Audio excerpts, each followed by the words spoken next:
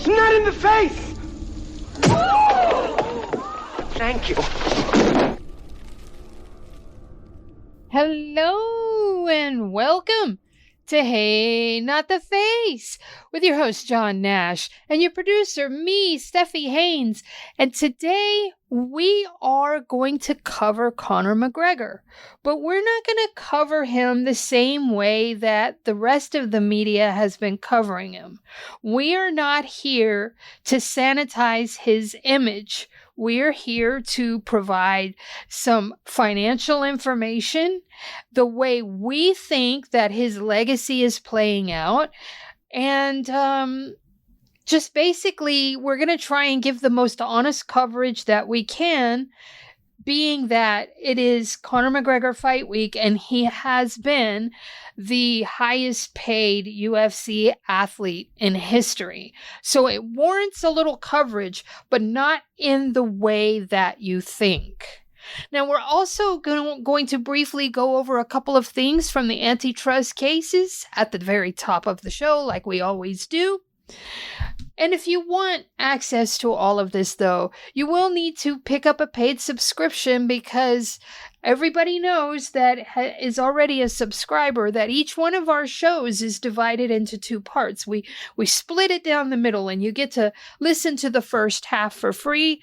But if you want to listen to the second half of the show, you're going to need to pony up a few bucks. We only charge $5 a month for a subscription. It's really cheap.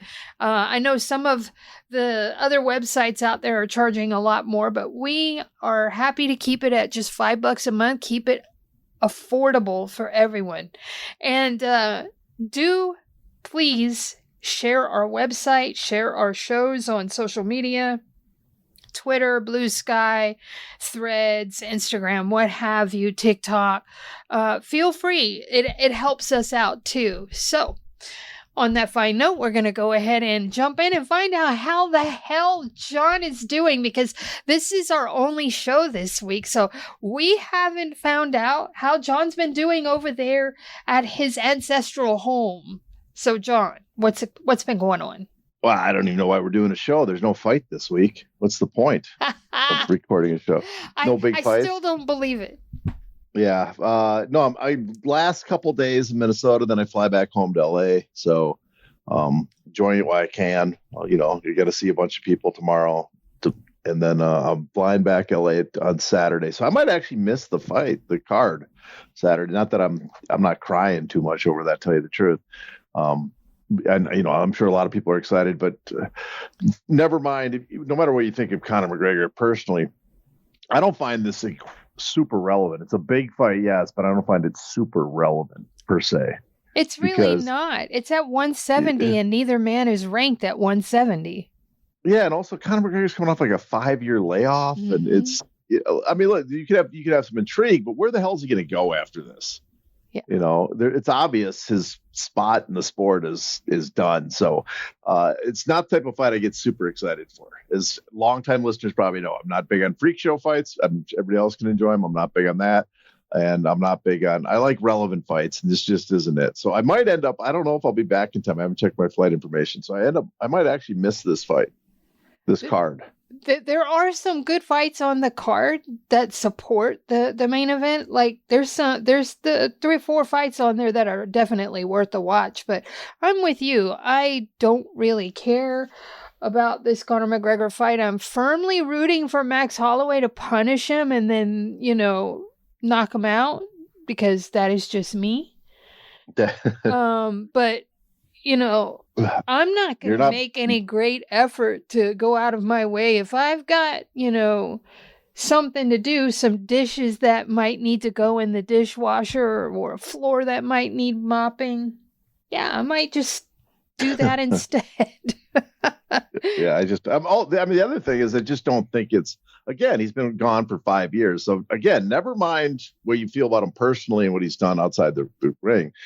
He hasn't fought in 5 years. He's lost two fights in a row against Dustin Poirier.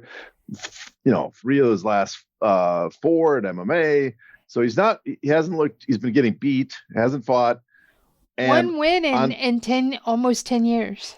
and on top of it, I have just no faith that he'll even put on a performance. Yeah. So you add that up, and it's just like, it's hard. Unless, I'm sure for a lot of people, it's the nostalgia factor because he brought in a lot of new fans, and those are the fans who'll be tuning in. They're excited, but for me, it's like, I'm not getting excited for Randy Couture to come back. I'll tell you that. So, Kalshi has their prediction market. They're taking predictions on whether Conor even makes it to the cage, and at last glance, when I last looked at it, 72.8% of people don't even think he's going to be fighting on Saturday. They think he's going to figure out a way out of it. So, me, I have been beating the drum for the past 4+ years that he's not coming back. So until I see his ass firmly inside the cage and swinging, I won't believe it. I will stick to my guns.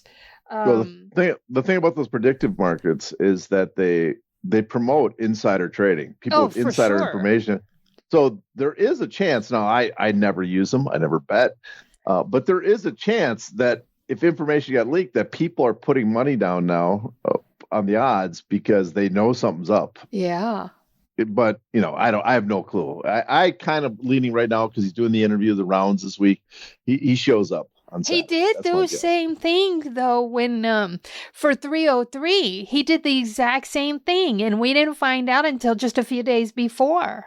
Remember that? Well, listen, I've already been corrected already. Look at that.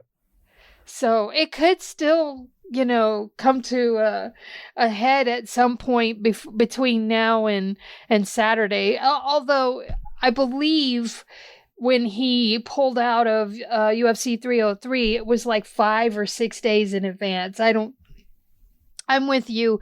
I'm sort of thinking that he makes it into the cage because here we are. He limps his way in. Yeah, here we are Thursday evening recording on July 9th, and he fights the day after tomorrow. So if he's going to pull out, maybe it's going to be a weigh-in disaster. His kidneys are going to be, affected or something. Who knows? But the way it's looking right now, maybe he actually gets in the cage. I think that he probably needs the money, especially with the way that he's been spending and the amount he's probably having to pay high-powered lawyers and things like that. I feel like he's not being judicious with his money, but that's just me. So let's go ahead and get down to it. We've got a lot of questions here, but we got to start the way that we always do. Are there any new filings or updates to the UFC antitrust cases? Well, not to the cases we follow that much. There was a minute order from the judge that came out today, but it's not public, the order yet. So I don't know exactly what that is. But there are 2 cases that were filed against UFC that are somewhat interesting, and I just thought I'd bring them up to kind of fill in the gaps on this because we don't have new filings. One is there's a case called Feldman v. Zuffa that was filed last month, actually 2 months ago, we missed. And what that is, it's a disability discrimination complaint where this man, Feldman, Justice Feldman, he's a corporate paralegal hired by Zuffa, in October 2023, he alleged that he was injured in a car accident shortly after accepting the job. And then he requested accommodations, remote work, things like, medical appointment leave, workday breaks, because he had traumatic brain injury and chronic pain syndrome.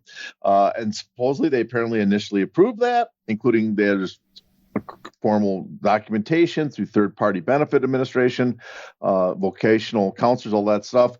But then in February 2024, Zuffa reversed course and refused continued remote work for him, and they placed him on mandatory unpaid leave, ordering him back to Vegas, the Vegas office, on the April 1st, 2024.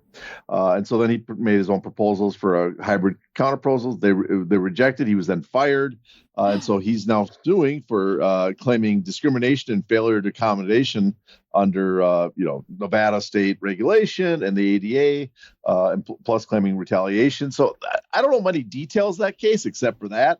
It's a standalone individual case. It has nothing to do with the ones we covered, but because it's in Zuffa and I was looking for the other ones, I thought it was somewhat interesting. And I guess that's the way I don't want to say that's the way they treat people with disabilities, because I don't know the full details of, was he taking, do people think he was taking advantage of the situation? Was it, sometimes they hire private detectives to follow people and to see if they really are suffering from an ailment. But in this case, who knows for sure? He asked for leave. He supposedly had some medical problems from a car accident, and the UFC denied it. You think one thing I think is they would take CTE, traumatic brain injury, a little serious over there. But, right. Yeah.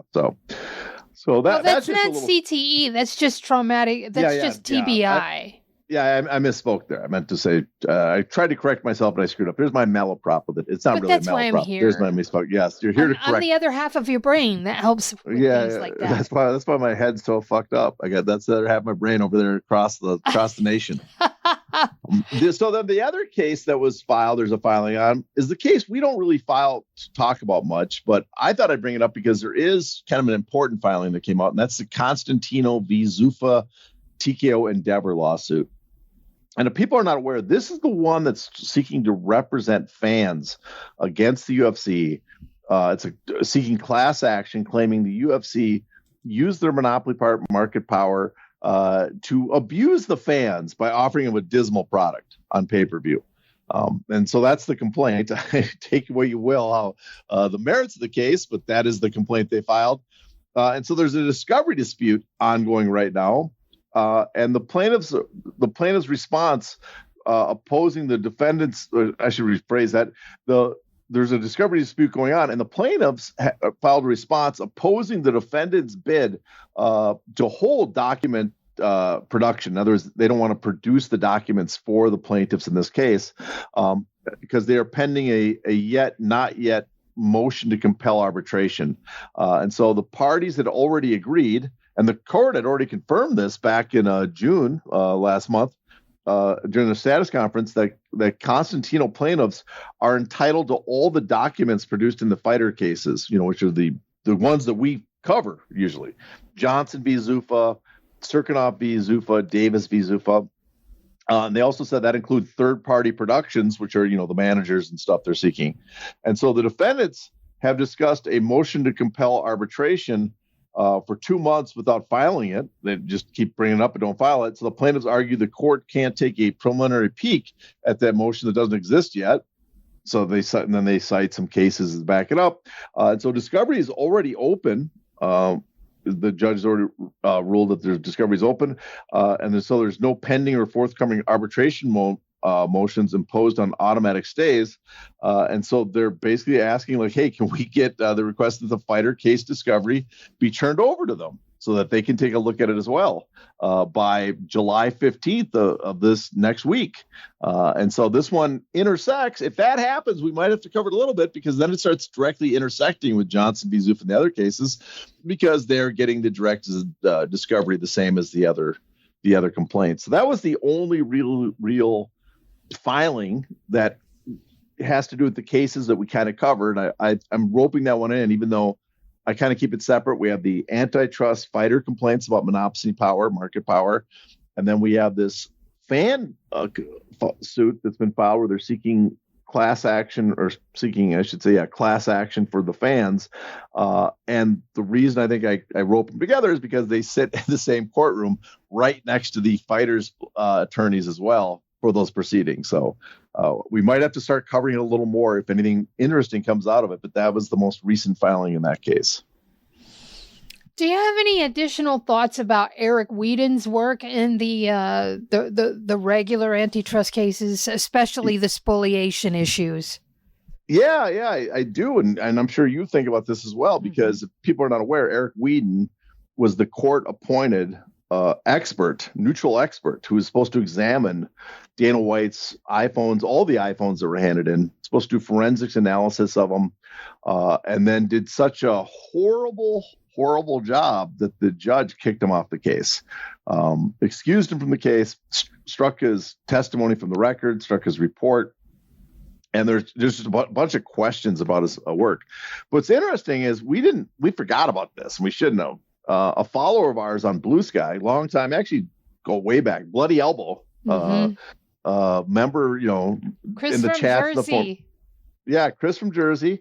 knew him from Bloody Elbow. He's over in Blue Sky, and he had sent us a message just pointing out how sloppy the work was, because that this guy apparently was doing weeks before the judge brought the hammer down, weeks before it was brought up in a courtroom, because he was pointing out that, you know, they were discussing why the phones were called Holo, which is the name of the company, or, you know, the service he was using, and at the time, it sounded somewhat suspicious, like they were naming the phones to hand over to that company. And he said, no, that sounds like a mistake by the guy that's doing the analysis, because you shouldn't rename the phones based on your work. So he was questioning his work from the beginning.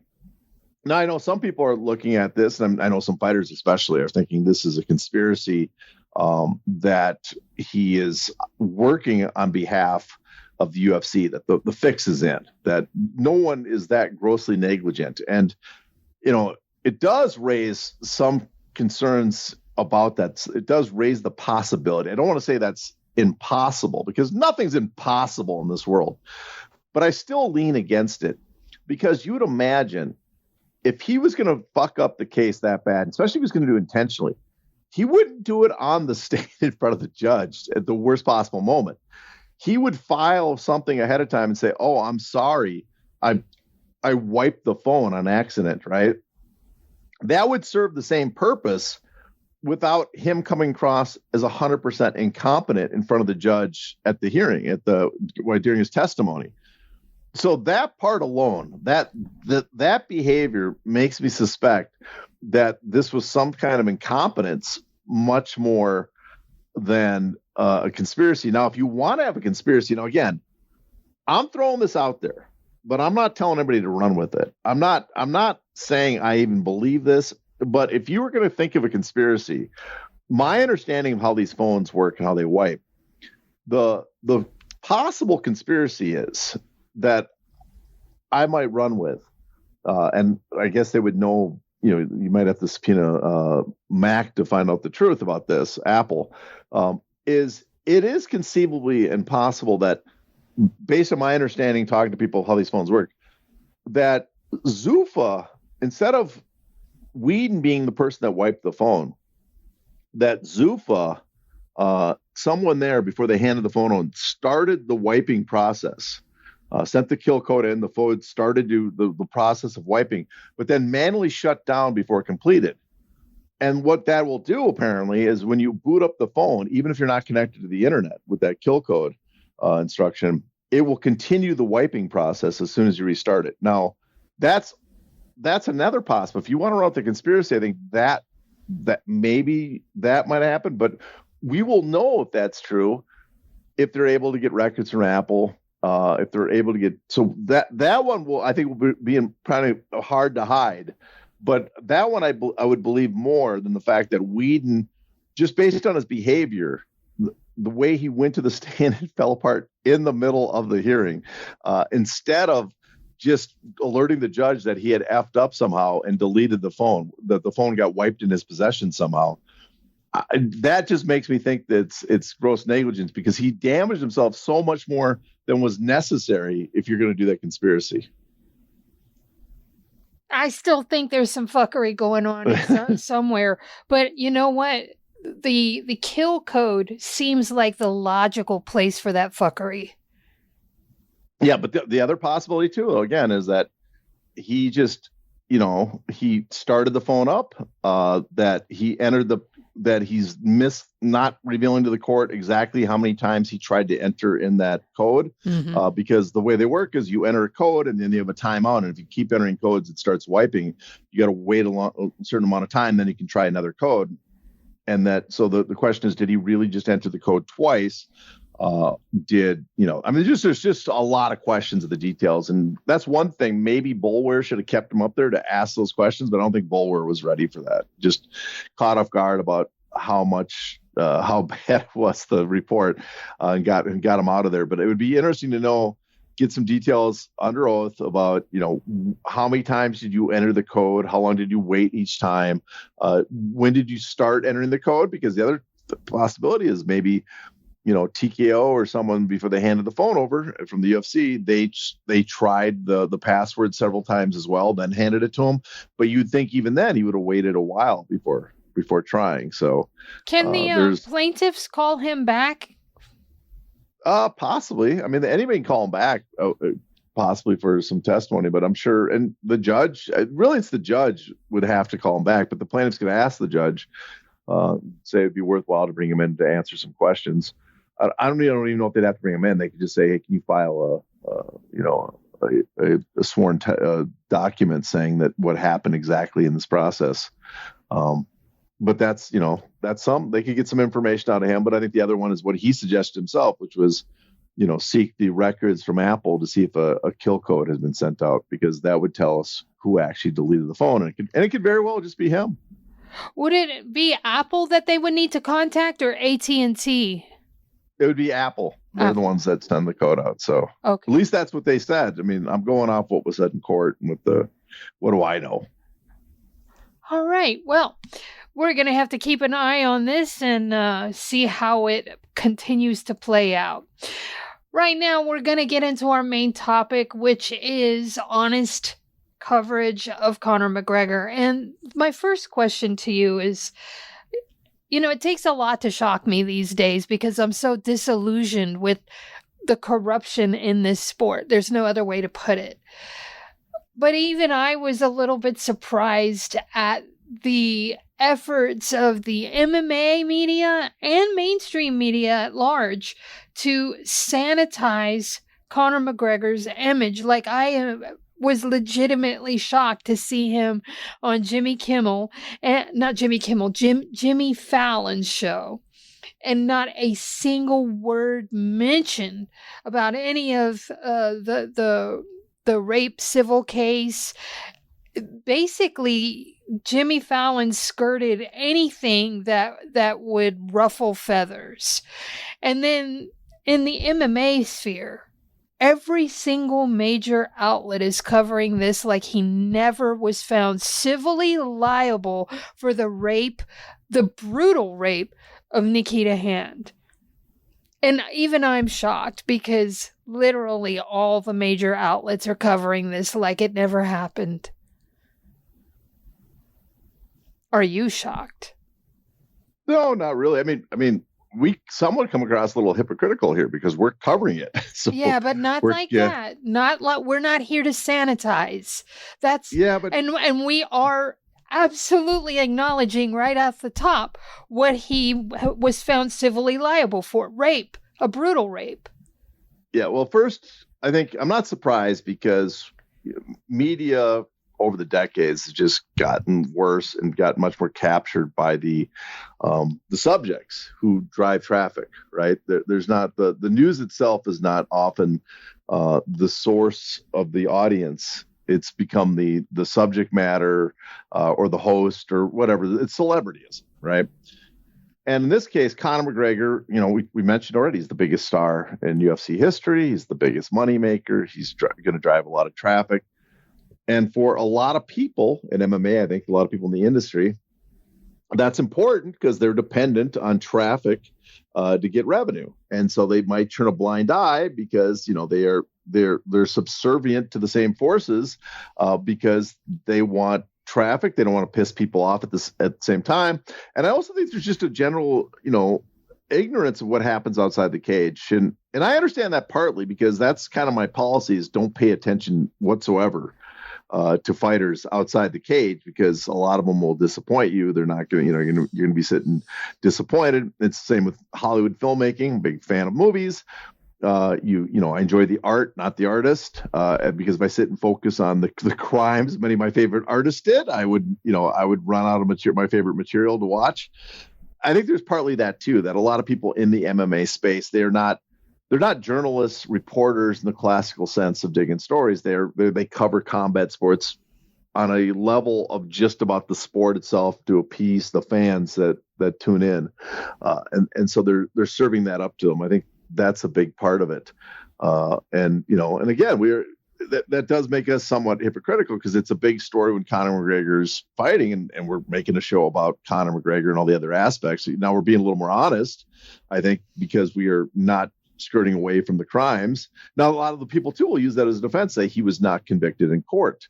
And that is true in a criminal court. He was not convicted, but a criminal court uses beyond a reasonable doubt. That's why they decided not to bring charges. And what that means is you have to have, such overwhelming evidence that it doesn't mean that you think that there's no chance he's innocent, but it means the evidence is, the preponderance is so high that you find it extremely unlikely that he'd be innocent. I think my cousin Vinny does the best job of laying out how that works, that they look 100% guilty in the beginning, and then they pinpoint that the witnesses might not be as strong.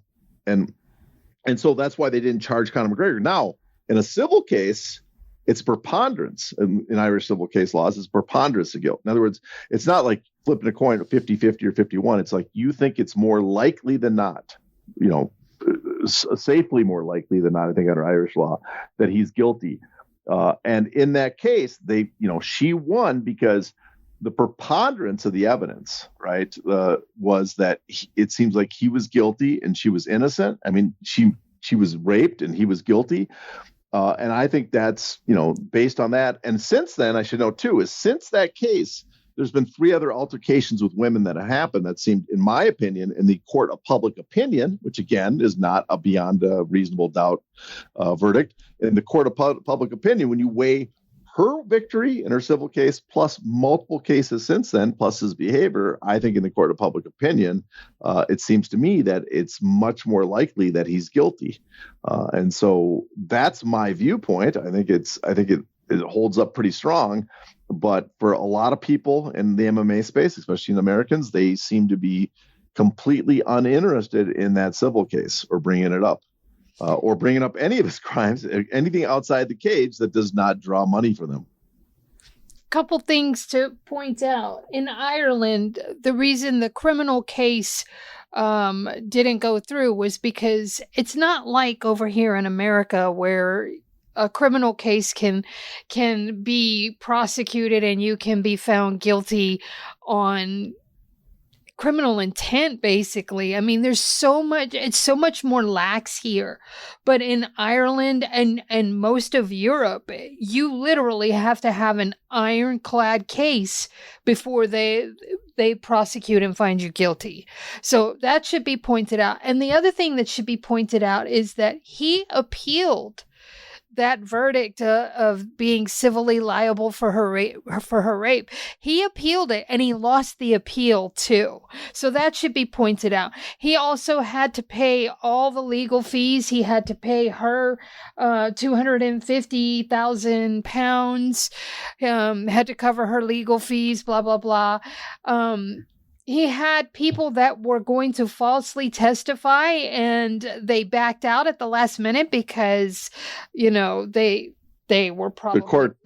The court called him out on it. That's yes. The other part is he had witnesses. Now that's the my cousin Vinny thing is he had witnesses that poked holes in her story, but then it was revealed by the court and they were threatening them at the time that their stories were patently false, right. According to the court. And again, that to me strengthens at least in the court of public opinion, the one that I'm paying attention to, that seems to strengthen my view that he is very likely guilty of the accusations against him. I mean, he lost the case. He lost the appeal. His witnesses were thrown out under penalty of perjury. They were a little bit afraid there. In other cases, like when I believe it was the woman that he threw off of his yacht. She jumped off the yacht. To be clear. Yeah, because he was like violent and aggressive with her or something. I can't remember if it was her or another woman that was going to testify in court, and her car got firebombed, and just a few days before that, bricks were thrown through her front window. That was Nikita Hand with the bricks thrown through the window. But the woman that was going to testify that jumped off the yacht, she was the one that her car was firebombed. So, there's a whole pattern of stuff happening. Yeah. No, again, like I said, you have the first case and then you have 3 additional cases afterwards. Mm-hmm. And I think, it's... listen, you could pick holes in maybe any one of the cases, maybe one of them you can pick, but you start adding up and you look at the pattern and you look at the merits of each case, and you look at the fact that he lost the civil case. I mean, again, I keep going back. The court of public opinion does not demand beyond a reasonable doubt. It doesn't. And in the court of public opinion, I think it's clear. I think, my personal opinion, I find him guilty. Yeah, same. I think he's a brutal rapist. To put it as honestly as I can, I think he's a brutal rapist. Now, how much of an impact do you think that rape case and the subsequent civil liability that they pinned on him, and him taking it to appeal and also losing the appeal, how much do you think that affected his image with his fans both here and in Europe? Because you can't just say that he had fans only in Ireland. Like, at one point most of Europe was firmly behind Conor McGregor. But what do you think has happened to his fan base since all of this legal stuff around the rape of Nikita Hand? Well, sadly, I don't think it's made much of an impact in the United States based on, and this is just, I haven't been following the news too much for the week, the buildup. So I haven't heard friends talking about it either, but it does feel, just on the casual glance at MMA media, that there's a lot of interest in it from the fan base. And based on just the brief views of a lot of the social media messages and stuff I see of people discussing it, I don't think it has much impact on the American fan base. But in comparison, when you see the reporting done from people in Ireland, right, the Irish fan base, it is gone. He is one of the least popular people in Ireland. His image is irreversibly tarnished. Now, that's not to say he still has fans. People are like, oh, he has no fans left in Ireland. He still has fans. And it's, they're often kind of the fans that, I guess MAGA fans, MAGA people here in the United States. But it's in Ireland, it's just a smaller percentage. It's a clear minority of the Irish public, where before the entire country, the vast majority was behind him. And there was interest in him. And in fact, there's stories now that there's Irish pubs that are not going to show the fights just because they don't want to support him. And that, to me, seems like a pretty big deal. So the difference, Ireland definitely has turned against him. Now, in England, I don't know. It does seem like he still has some English fans, some other parts of Europe. But this European appeal, at least from my sense, just looking in, from the outside, looks like it's waned a bit. His big fandom seems to be mostly in the United States, especially amongst those fans that were around when he was at his prime. And they, it's a nostalgia fact, whatever. And that's common too in MMA. We've had Tito Ortiz remained a fan for years, right? Because people remembered him back in his prime. That type of fandom is not unique to Conor McGregor. That's typical in MMA, and a large number of people came into MMA because of him. So it's the American market seems to be where the strongest fan base is. And for a lot of it too, I guess, to defend the American public, I don't think they pay attention to that at all, because America's fan base and MMA fan base, a large number of them are kind of casuals that tune in when they hear about the big fight. And I'm not sure how many of them are really paying attention in depth about the accusations, the charges, the civil conviction, all those things. I don't know how many people, I'm sure they might have heard about it, but how many are really paying attention to it? Compared to, like, if it was in the NFL, I'm sure most people would have opinion because it'd be on SportsCenter every night. Where in this, it's only really fans only hear about it when it's in MMA media. Most MMA fans do not read MMA media sources. They're reading UFC.com as their primary MMA source. So a lot of that stuff, it just might be flying under the radar for a large number of fans that are just tuning in because they know the name. But in Ireland, where he's well known, definitely it's hurt him a lot. And I guess on top of it, I do think, and again, this is just, we will know after the fight. I know it's going to do huge at the gate and tickets. We'll get a better sense with the viewership numbers. But I do know that there is a large number of people that are left of center, let's say, that aren't quite the MMA fans they used to be. And I do know, if it's I don't think the Freedom 250 event helped. I do know that with that, there's been a little more scrutiny of the UFC, and some people might, those seem like the more likely to have heard about the accusations and charges against him, and again, civil conviction. So it's not like it's just charges. He was civilly convicted. Those seem like the type of the group of fans, more likely former fans, would be more turned off. So they might lose some of that casual audience on that end in the United States. But overall, I think the United States is pretty immune for he's pretty immune from all his history, and it seems, in the United States. And some of that I feel has to do with the fact that America, MAGA for sure, have become hardened to sexual assault, to pedophilia, to things like that. We have people in government that are pardoning pedophiles, rapists, you name it. There's a guy that Ken Paxton completely issued a pardon for, didn't put him on the sexual predator list. He's not on the registry, and he assaulted a 9-year-old over the course of 3 years. Like, there's so much out there. Like the POTUS, for instance, is under serious investigation in the Epstein files, and every time something that's supposed to be released, he smothers it. There is so much out there that has hardened MAGA to those types of things that it's almost like it's becoming acceptable. And that is also, I think, a major factor in the way that Conor's brutality has just been swept aside, and we don't care about it, is basically the sentiment with those people that still support him. Yeah, I mean, there's a lot of people on the right that take like child abuse and stuff serious. I think the part is that people have partisan poison brains in this country. Yeah. And our guys cannot do anything wrong. Their guys are eating children. That's just the way people. Well, when I say that, I'm not saying the whole right. It seems like parts of this country are becoming hardened to it. There's a large swathe of people that have come to accept assaults and pedophilia and extreme racism. I mean, look what happened on July 4th. All those 400 people, neo-Nazis, that marched on the Capitol. And it's acceptable to a large swathe of people that basically lie right of center. I'm not saying all of them. I'm saying there's a large swathe of them, though. MAGA is a huge group. They're not small.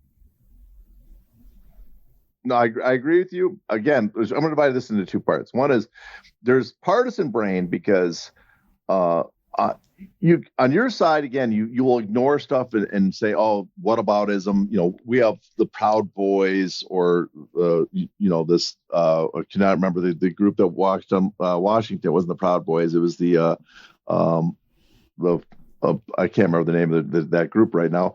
But then they'll point out that there's Antifa on the left, right? So there's a kind of a whataboutism that people do. Now, the part I really agree with you, though, is on the right. That kind of turns a blind eye to that, is that the right has incorporated the men's rights movement. Mm-hmm. And the men's right movement seems to be of the belief that there's no such thing as rape. Or it's kind of a wink and a nod that, these people are always lying about rape, and, wink, nod. And if it was a rape, that's not bad either. It's reminds me of the anti-Semitic guys that would say there's no such thing as a Holocaust, but it wouldn't have been so bad if there was. It's kind of that same mindset. But this applies to women. So that one I'll give you, that the men's right movement has moved definitely to the right. And I think that's true. That group definitely. But the other thing too is, we talk about why these men ignore this, or why the fans ignore Conor McGregor, and we just brought up earlier the media. It's the other thing is the only time they would hear about this is probably fight week, when they hear about the fight and they're going to finally check out MMA media, and yet the media coverage is not really focusing on it too much. Yeah, that's true. And I think that probably plays a part as well. And then you have the invasion of influencer-based media that absolutely ignores it, like treats them like royalty, like I don't want to point any fingers, but there is a female influencer out there that is just absolutely rolling out the red carpet for him, just yucking it up. And it's kind of revolting. As a woman, I look at that and I'm appalled. I can't help myself. I am. And I try not to let things like that get to me, but I am appalled. On behalf of women in general, I'm appalled. So yeah, I get my hackles up a little bit in that regard. And to your point about the men's movement, holy crap, incels are just taking over. And that is a large part of the men's movement is incelism. And thinking that women owe you something, owe you to date you no matter what. Ugh. It's pretty bad out there, right, John? I wouldn't know. Not an incel. Well, of course not. But you're a normal, though. You know what I'm saying? You can observe and report. Yeah, I don't know. I mean, it seems to be a young men's problem, and I don't know that. I don't hang out with that many young guys, so. But it does seem like it's a growing. Internet, I think, is fucked up. Oh yes, social media and stuff. It's just really caused social problems for sure. A lot of societal problems can be directly linked to the smartphone. To access the bonus content of this episode, you must be a paid subscriber. To do that, go to heynottheface.substack.com and subscribe today.